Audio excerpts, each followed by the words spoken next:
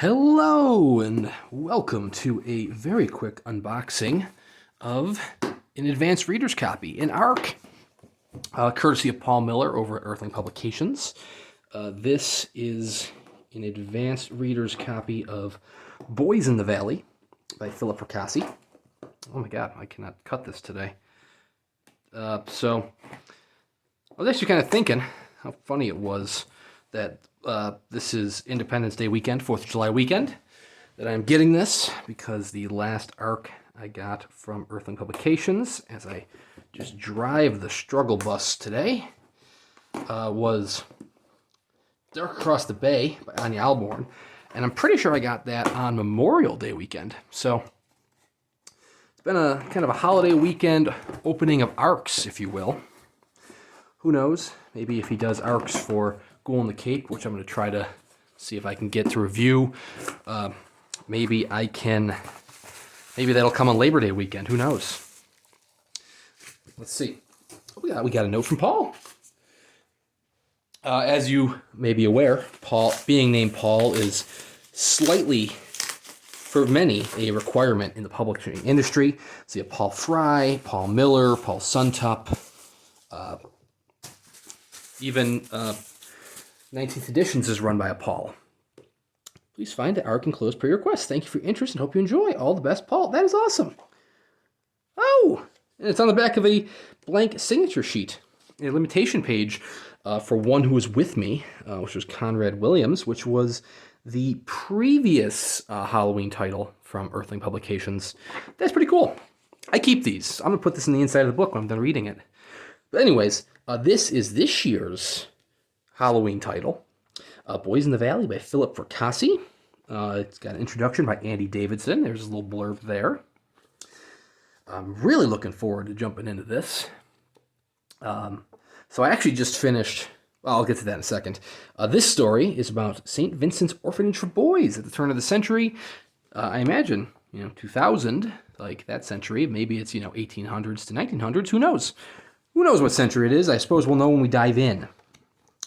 A bunch of, boys in this orphanage, when suddenly a group of men arrive, one of who's covered in occult symbols. When he dies, an ancient evil is released that sort of infects and turns the boys against each other, which is very interesting. As I was saying, I actually just finished Fracassi's collection, Beneath Pale Sky, which was a short story collection, which was very good. I loved most of the stories. There you go, Halloween 2021. Loved most of the stories within it. So the artwork here is by Glenn Chadbourne. It's going to have some interior artwork as well in the actual final publication, though it's not within this title here. But one of the comments I kept saying over and over again when I was reading a short story collection, which came with the Nightworms box, was I kept reading these short stories and I'm like, man, I really wish this was longer. Man, I really wish this was a novella length or novel length. So this is Fracassi's first novel. So I am very intrigued to jump into this. I do need to do a video review of the Dark Across the Bay by Anya Alborn. Haven't done that yet. I did do I typed up a long review that I put on like on Goodreads and on the Facebook group. But I didn't want to do a video of me just reading this long review. That'd be kind of boring. So I haven't done a video review for that yet. I'll probably do the same thing for Boys in the Valley once I finish that as well. But really looking forward to jumping into this. Thank you very much, Paul Miller, for this. I will give it a read and let you know what I think.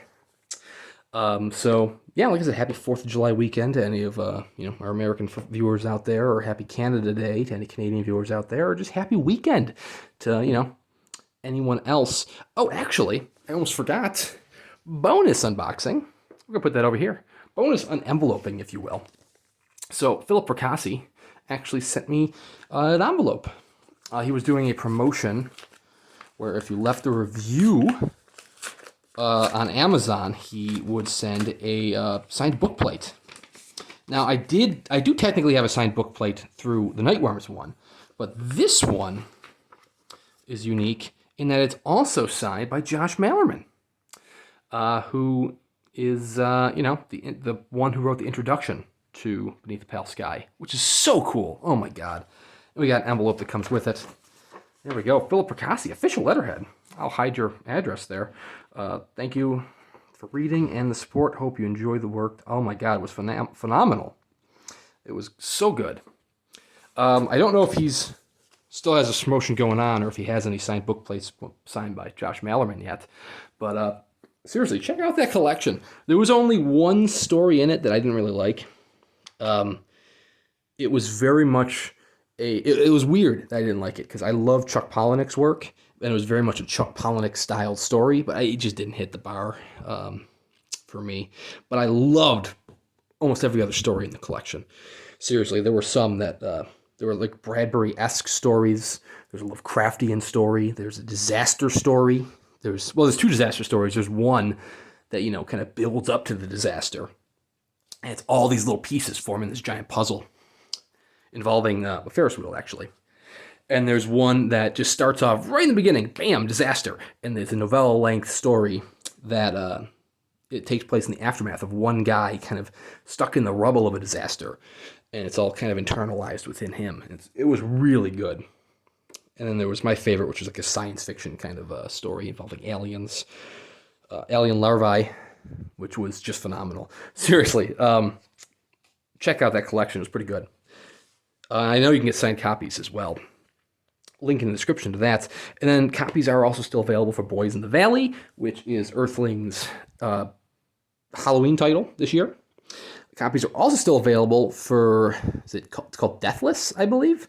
It's the follow-up to Pressure by Jeff Strand, also through Earthling, and Ghoul in the Cape by Josh Malerman, which is a hefty 700-page book that's getting published by them later this year as well.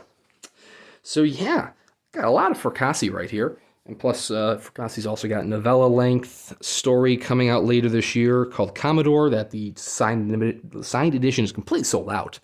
And he just announced that he's going to have his first major trade publication as well next year, I believe. So seriously, things are really turning up for him. So awesome job, Philip Fracassi. And that is just phenomenal. But anyways, thank you very much for watching. I'll let you know what I find out with Boys in the Valley here, and we'll see you next time.